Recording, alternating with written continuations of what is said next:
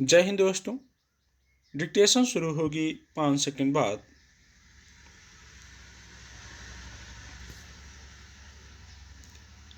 रबी फसल की कटाई से कुछ दिन पूर्व हुए मौसम परिवर्तन से देश के 18 राज्यों में खेत में खड़ी फसलें वर्षा और ओलावृष्टि से बुरी तरह प्रभावित हुईं।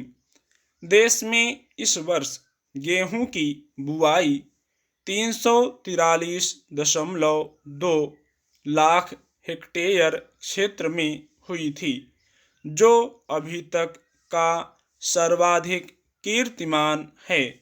मगर देखते ही देखते काश्तकारों की आय पर मौसम ने जैसे डाका डाल दिया। गेहूं उत्पादक राज्य पंजाब, हरियाणा, उत्तर प्रदेश, मध्य प्रदेश, राजस्थान में 3 लाख हेक्टेयर फसलें पूरी तरह नष्ट हो गईं। अन्य राज्यों में चना, मसूर, सरसों, मसाले और सब्जियों फलों की फसलों को अत्यधिक नुकसान हुआ है। नष्ट होने से बची फसलों की गुणवत्ता बुरी तरह से प्रभावित हुई है। फसलों की गुणवत्ता प्रभावित होने से किसानों की आय में 40% तक की गिरावट का अनुमान है। प्रभावित राज्यों की सरकारों ने 50% से अधिक फसलों के नष्ट होने पर अपने राजस्व कोष से 20,000 से लेकर 50,000 रुपये प्रति हेक्टेयर की मदद का ऐलान किया है। मगर यह मदद उन क्षेत्रों के लिए है जहां फसलें 50% से अधिक नष्ट हुई हैं। गुणवत्ता प्रभावित होने और उत्पादन कम आने पर यह राहत उपलब्ध नहीं है।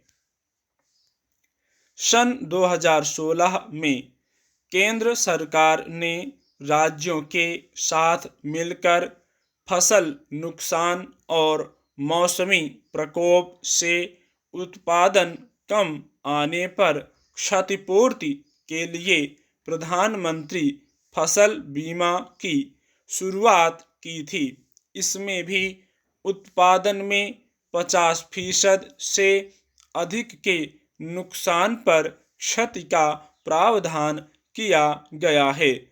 गुणवत्ता प्रभावित होने से किसान के नुकसान की भरपाई का इसमें कोई प्रावधान नहीं है। बीमा कंपनियों की क्षति शर्तें आकलन विधि सिर्फ बीमा कंपनियों के लिए फायदेमंद रही हैं।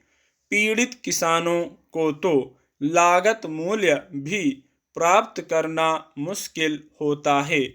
गत वर्षों में जब अलग अलग राज्यों में फसलें बड़े पैमाने पर नष्ट हुई थीं, बीमा दावा अदा करने के बाद भी बीमा कंपनियां मुनाफे में रही हैं। 2019 में मध्य प्रदेश के किसानों को 50% से अधिक फसल के नुकसान के बाद उनके खातों में 2 रुपये से लेकर 200 रुपये तक की राशि अदा की गई थी।